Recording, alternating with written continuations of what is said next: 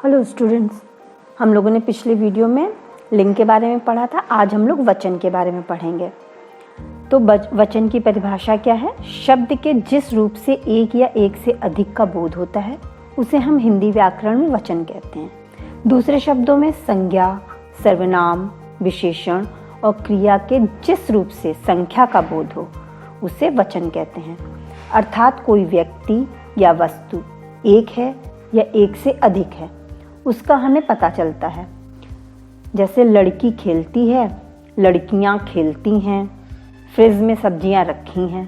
यहाँ पे लड़की और फ्रिज एक वचन और लड़कियां और सब्जियां बहुवचन का ज्ञान करा रही हैं। वचन के दो भेद होते हैं, एक वचन और बहुवचन। एक वचन और बहुवचन को पहचानने के कुछ नियम हैं। आदरणीय सम्माननीय व्यक्तियों के लिए सदैव बहुवचन का प्रयोग होता है। जैसे गांधी जी चंपारण आए थे, शास्त्री जी बहुत ही सरल स्वभाव के थे, गुरु जी आज नहीं आए, पापा जी कल कलकत्ता जाएंगे। इन वाक्यों में संज्ञा तो एक वचन है पर क्रिया बहुवचन की तरह प्रयोग हुई है।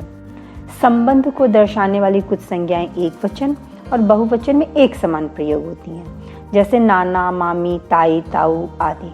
इनको चाहे आप एक वचन में प्रयोग करिए चाहे बहुवचन में, ये एक ही जैसी रहती हैं। द्रव्य सूचक संज्ञाओं का प्रयोग केवल एक वचन में ही होता है।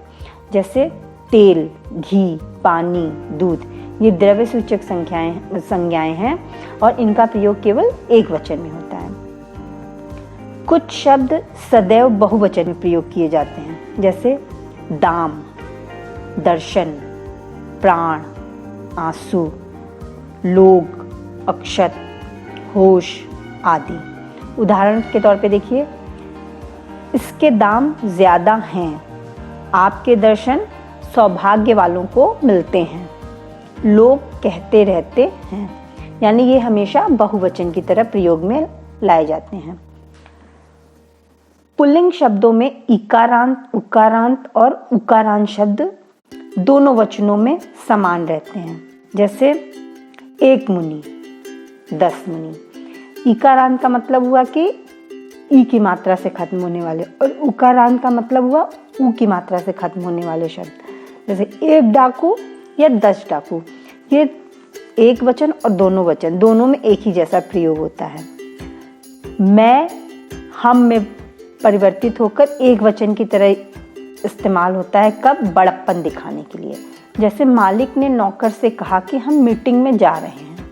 यहाँ मालिक एक वचन है लेकिन प्रयोग कर रहा है हम मीटिंग में जा रहे हैं, जो कि बहुवचन की तरह बहुवचन का शब्द है लेकिन है एक ही वचन। ये तुम की जगह हम आप का प्रयोग करते हैं, ज़्यादा अच्छा माना जाता है, सम्मान सूचक है। आप कहने पर भी आप जो है सम्मान के साथ हम बोलेंगे आप कहाँ गए थे।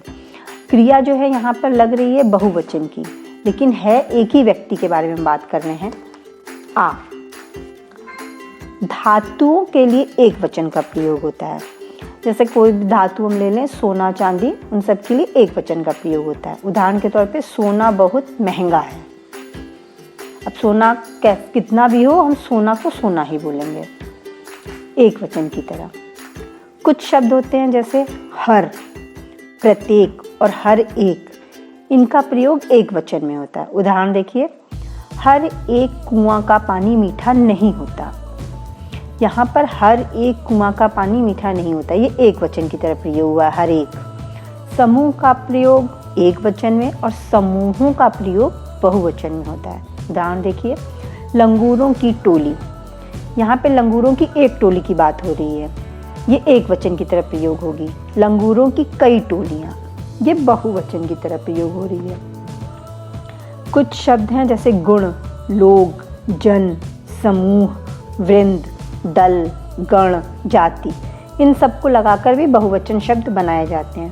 उदाहरण देखिए, छात्रगण, गुरुजन, पक्षी वृंद आदि।